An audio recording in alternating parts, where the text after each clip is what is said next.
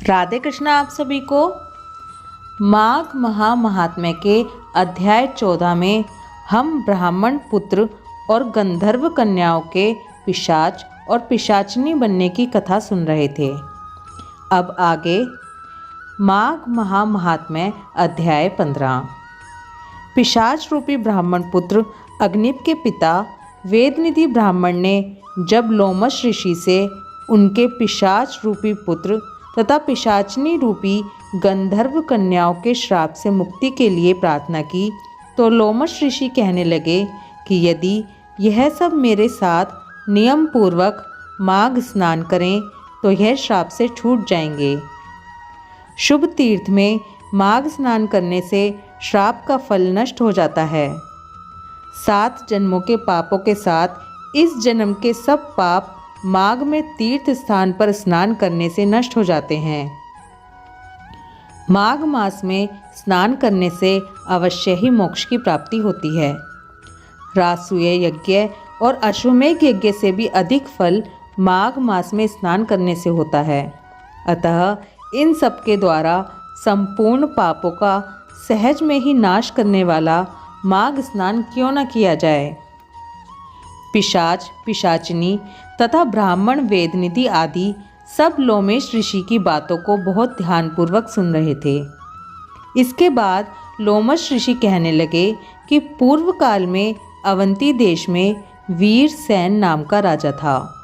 उसने नर्मदा के किनारे राजसूय यज्ञ किया और अश्वमेध यज्ञ भी किए, जिनके खंभे सोने के बनाए गए। ब्राह्मणों को अन्न का बहुत सा दान किया और बहुत सी गाय, सुंदर वस्त्र और सोने के आभूषण दान में दिए। वह देवताओं का भक्त और दान करने वाला था। उसी के राज्य में भद्रक नाम का एक ब्राह्मण, जो अत्यंत मूर्ख, कुलहीन, कृषि कार्य करने वाला, दुराचारी तथा अधर्मी था। वह भाई बंधुओं का त्यागा हुआ था, इधर उधर घूमता था। देव यात्रियों के साथ प्रयाग में आया और माघ में उनके साथ 3 दिन तक स्नान किया। वह 3 दिन में ही निष्पाप हो गया और फिर अपने घर चला गया। वह भद्रक नाम का ब्राह्मण और वीरसेन दोनों एक ही दिन मृत्यु को प्राप्त हुए।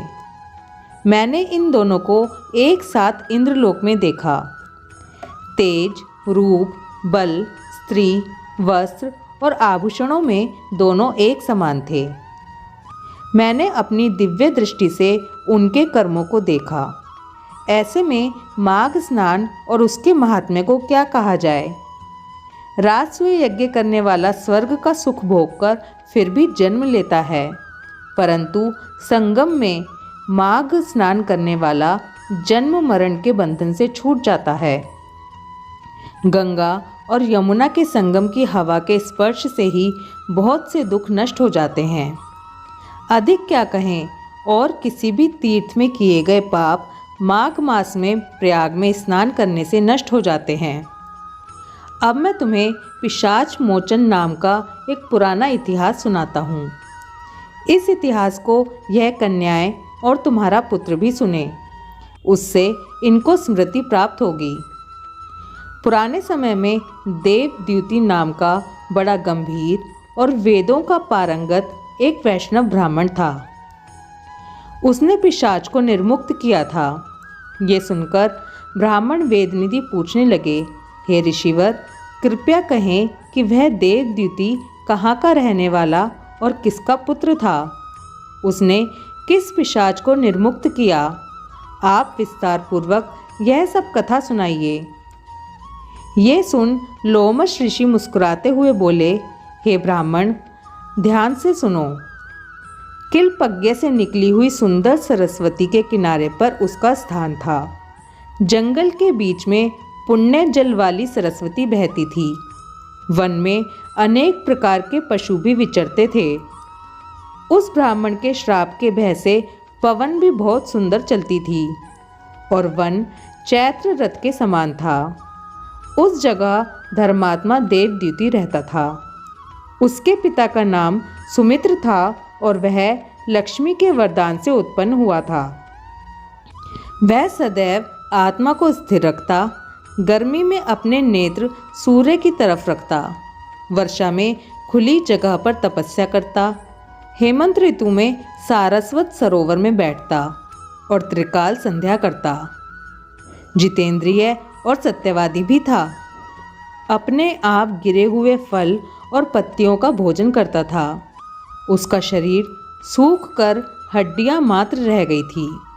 इस प्रकार उसको तप करते हुए वहाँ पर 1000 वर्ष बीत गए। तप के प्रभाव से उसका शरीर अग्नि के समान प्रज्वलित था। विष्णु की प्रसन्नता से ही वह सब कर्म करता। दधीची ऋषि के वरदान से ही वह श्रेष्ठ वैष्णव हुआ था। एक समय उस ब्राह्मण ने वैशाख महीने की एकादशी को हरि की पूजा कर उनकी सुंदर स्तुति तथा विनती की। उसकी विनती सुनकर भगवान उसी समय गरुड़ पर चढ़कर उसके पास आए। चतुर्भुज, विशाल नेत्र, मेघ जैसा स्वरूप। भगवान को स्पष्ट देखकर प्रसन्नता के मारे उसकी आंखों में आंसू भर आए और कृतकृत्य होकर उसने भगवान को प्रणाम किया। उसने अपने शरीर को भी याद ना रखा और भगवान के ध्यान में लीन हो गया। तब भगवान ने कहा कि हे देवद्युति, मैं जानता हूँ कि तुम मेरे परम भक्त हो। मैं तुमसे अति प्रसन्न हूँ। तुम वर मांगो। इस प्रकार भगवान के वचन सुनकर प्रेम के मारे लड़खड़ाती हुई वाणी में कहने लगा कि हे देवाधिदेव, अपनी माया से शरीर धारण करने वाले आपका दर्शन देवताओं को भी दुर्लभ है। अब आपका दर्शन हो गया है, मुझको और क्या चाहिए। मैं सदैव आपकी भक्ति में लगा रहूं। भगवान उसके वचन सुनकर कहने लगे कि ऐसा ही होगा। तुम्हारे तप में कोई बाधा नहीं पड़ेगी। जो मनुष्य तुम्हारे कहे गए इस स्तोत्र को पढ़ेगा, सुनेगा, उसकी मुझ में अचल भक्ति होगी और उसकी ज्ञान में परम निष्ठा होगी।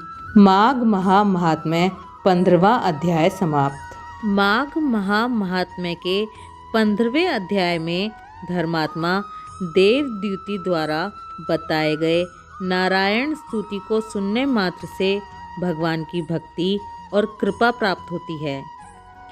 ये जानकारी और भी लोगों तक पहुँचे, इसलिए वीडियो को शेयर करते रहिए। ओम नमो भगवते वासुदेवाय नमः। राधे कृष्णा।